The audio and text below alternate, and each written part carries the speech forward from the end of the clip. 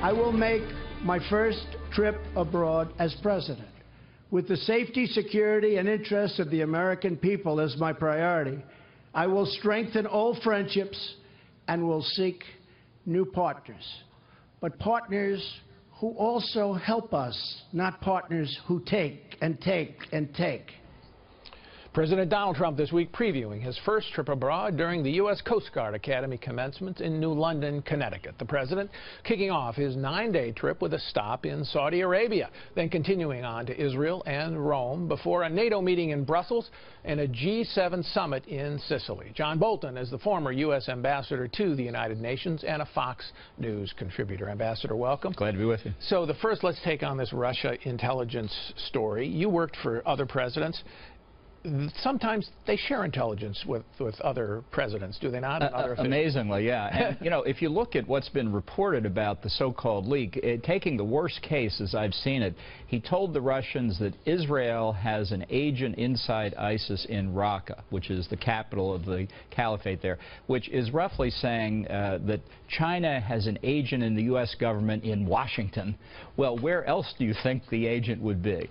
And we don't know whether Israel hasn't shared this intelligence with Russia already. They have a relationship on the terrorist front that could well encompass that. You know, my issue is, why was he meeting with Lavrov at all? He shouldn't have been meeting him that week and when he fired Comey, but why, given what Russia is doing to our interests abroad? Well, I think, unfortunately, it was presented to the president as an equivalent to Rex Tillerson meeting with Putin in Moscow, that if Putin received our Secretary of State, Trump had to receive Lavrov. I would have rejected that parallel, especially given the circumstances. Yeah, okay. So let's talk about the president's trip. First stop, Saudi Arabia. Highly unusual for the first foreign trip to be in Saudi Arabia. I can't remember that ever happening before. What do you think the president is trying to accomplish here by meeting with the Saudis first? Well, I think he has a dramatic opportunity to put to rest the line of chatter in this country that he's anti-Muslim. He's trying to ban Muslims from the country. He can talk about Islamic terrorism. After all, the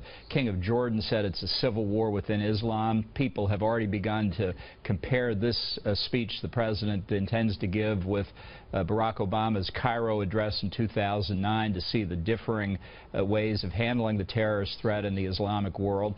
And then I think by going directly from Saudi to Israel, he demonstrates that there's a lot going on in this most important bilateral relationship between Israel and the United States, a world of difference from the Obama years, and the direct contrast with Iran. Right, and that's what I wanted to ask about. By going to the Saudis first, does this mark the end of what I would call the Obama tilt to Iran, to the Shiite Islamic world, and back towards a more traditional U.S. relationship where we are closer to the Sunni Arabs in the Gulf states, but also in Egypt and elsewhere? Well, inshallah, as they say in that part of the world. And he is going to meet with the Gulf Cooperation Council, heads of state in Saudi Arabia. So this is a very, I think, well planned out. But do you see that tilt? Do you see the Trump administration tilting away from Iran and back towards the Sunni Arabs? I have to say not yet. I think the amazing thing is the continuity with respect at least to the nuclear deal from the Trump administration and Iran. The Secretary of State certifying Iranian compliance with the deal, which I find absolutely incredible, in the literal sense, incredible.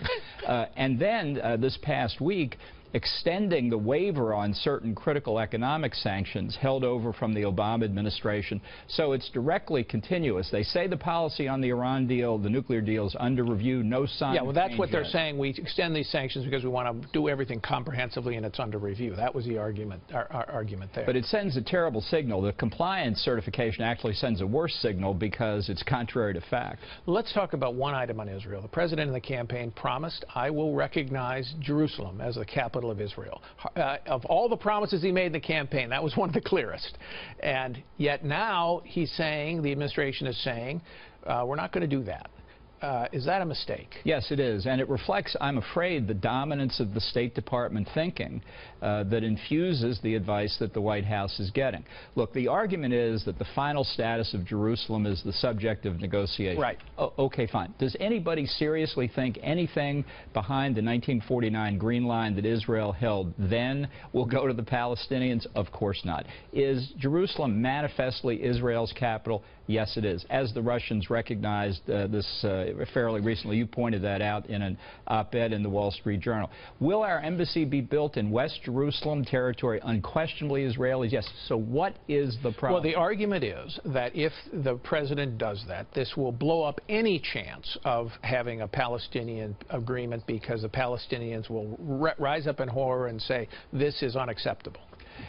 You know, this is another legend about the Arab Street. We're constantly waiting for the Arab Street to explode. It's a recognition of reality. Occasionally, foreign policy should be based on reality. It's incredible that anybody can tell the United States where to put its diplomatic representation in a bilateral relationship like this. Why is it that every single president in my lifetime has believed that he had the secret sauce to get a Palestinian peace? He was the one who was going to do the deal. And now we have Donald Trump. He's now got it. He's the great negotiator. What is it? I think it's the challenge. It's the Mount Everest of international diplomacy. But these things have to come up. Peace has to come up organically from the parties in the region. Jim Baker put it best. He said, once testifying, he said, here's the phone number at the White House. When the parties are ready for peace, give us a call. I say Donald Trump's an optimistic man. God bless him. It's not going to happen. It's not going to happen, no matter how much Rex Tillerson tries. Or anybody else. All right. Thank you, Ambassador.